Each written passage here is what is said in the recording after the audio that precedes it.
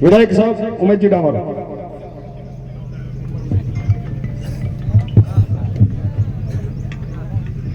सबको जय जवाहर, जय जवाहर। अरे जय जोहर का नारा है, अरे जब जब आदिवासी बोल रहा है, अरे आओ तो खूब खूब धन्यवाद।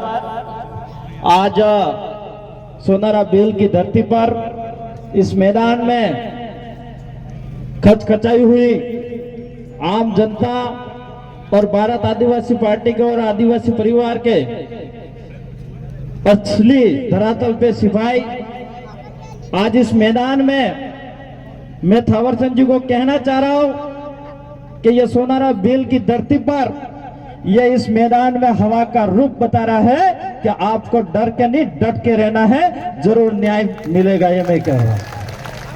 आज हम तुम्हारे साथ हैं, आज हम तुम्हारे साथ हैं।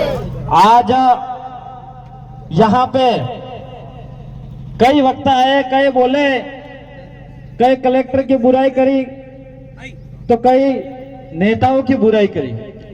मैं तो कहना चाह रहा हूं ये कलेक्टर साहब जो सलम्बर में बैठे हुए हैं वो लाचार हैं, डरे हुए हैं। वो पर्ची के जो सरकार बनी है उसके कहीं न कहीं आप जो समझ सकते हो ये मैं बोलना चाह रहा हूं। आज जो राजस्थान के अंदर और केंद्र के अंदर जो सरकार बैठी है वो ये कहते हैं कि डबल इंजन है।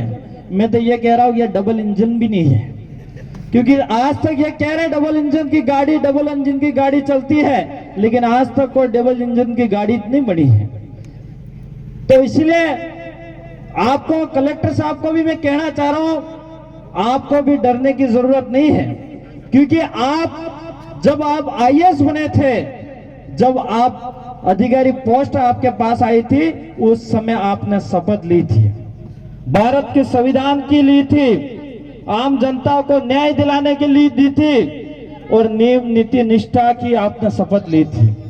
लेकिन वो इस शपथ को आप पूरी तरह से निभा नहीं रहो। इस कलेक्टर की जो सीट है इसकी गरिमा नहीं रख रहे हो, इस कलेक्टर के सीट का अपमान कर रहे हो।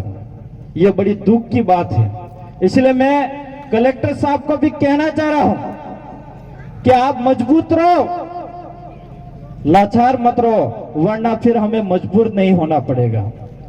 क्योंकि कहीं कहीं इतना दबाव कलेक्टर साहब पे आ रहा है, लेकिन मैं तो कहना चाह रहा हूं कलेक्टर साहब आप आपका स्वयं का निर्णय लो। एक आप आईएएस हो, जिस तरह से आपने शपथ ली है इस तरह से अगर निर्णय लेने में आप कामयाब रहते हो तो मैं समझ सकता हूं मेरे भाई थावरचंद को न्याय मिल जाएगा, लेकिन ऐसा नहीं हो रहा है।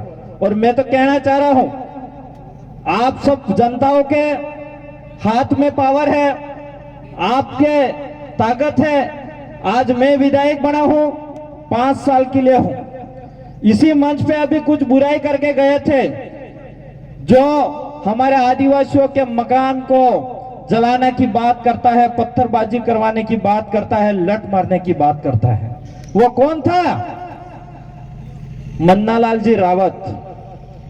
मन्नालाल जी रावत यू पतू नहीं एक लड़के वो आवा, ये भी नहीं पतू है। मन्नालाल जी ये भी नहीं पतू है कि आदिवासी झोपड़ी कटले पुराने बड़ेले है, वो भी नहीं पतू है, फिर भी कह रही है।